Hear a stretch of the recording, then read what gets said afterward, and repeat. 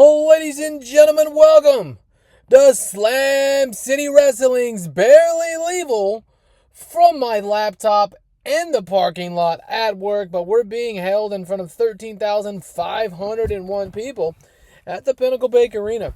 Now, barely legal obviously is thrown off of an ECW name. Love the show back in the day. Love the name. Gonna run it back here in Slam City Wrestling. I do find it time to let you guys know this will be another throwaway / lesser version of our shows, so it'll be a lot of matchups you're not accustomed to seeing here, with not a lot of stories going forward, but it'll be a lot of fun nevertheless. Mike, Cohen, and Emil open the show, 73 overall here on Wednesday the 12th in the year 2032. All right, and a decent match. We had Sanson defeating Arez and Teriyaki of Adrenaline Drip when Sanson pinned Arez with his L Volton. The match was designed to revolve around a lot of hot spots, and a 61, 39, 70 down the line for Arez, Sanson, and Teriyaki, 69, 60, and 54 for their in-ring performances. The common commentary continues to do great jobs here in Slam City Wrestling. So the Liga Lucha picks up a victory here tonight with Adrenaline Drip and Lucha Mundial taking the loss here. All right. Next up, in a decent brawl, Jimmy fucking Lloyd defeated the returning one night only Hoodfoot at 8:29 with his running tombstone finish. 56, 44, 63 for Hoodfoot and Jimmy fucking Lloyd. If you remember, Hoodfoot had a cup of coffee here about 6 months in Slam City Wrestling. And this is when we were still initially building out the rosters and stuff. 51, 61 for Jimmy Hoodfoot and Jimmy fucking Lloyd. 63 overall. Next up, we have Brittnie Books getting another victory here in Slam City Wrestling, defeating Jarochita in 7:39 with her Brittnie Bomb. 52 and 38 with a 59 total rating. They didn't really click, but the beautiful Brittnie Books with the victory here tonight over La Jarochita. The beautiful Brittnie Books. Should I add beautiful to the front of it? Triple B. Maybe call her Triple B, beautiful Brittnie Brooks. I don't know. We'll see. Nevertheless, Brittnie Brooks with the victory here tonight in Slam City Wrestling.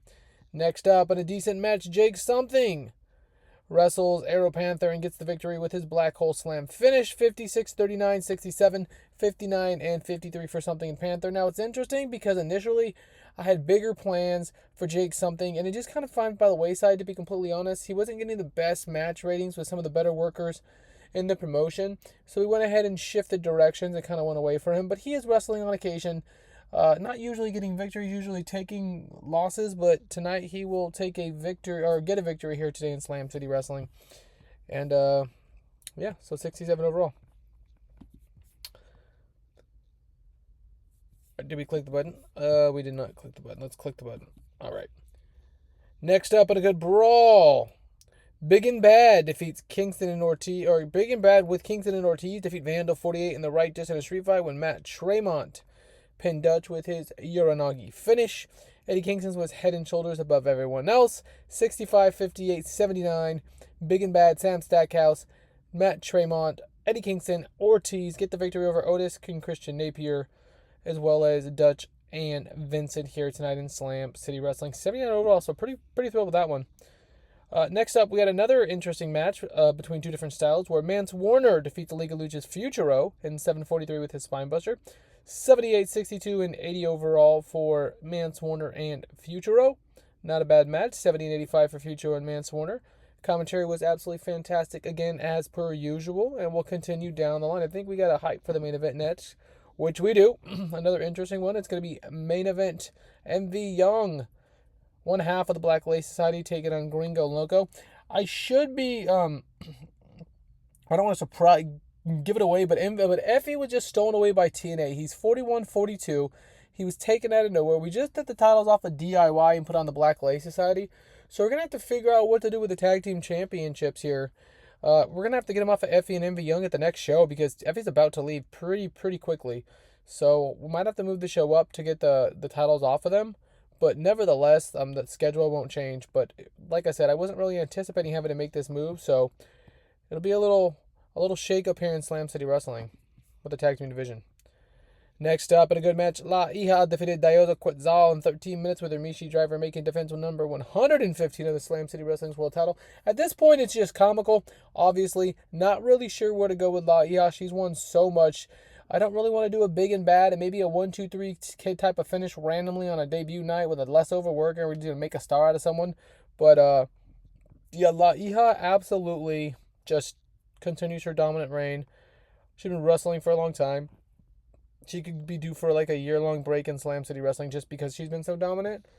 But, yeah, regardless, Hija with the victory here tonight over Diosa, Quetzal, and makes her title defense again.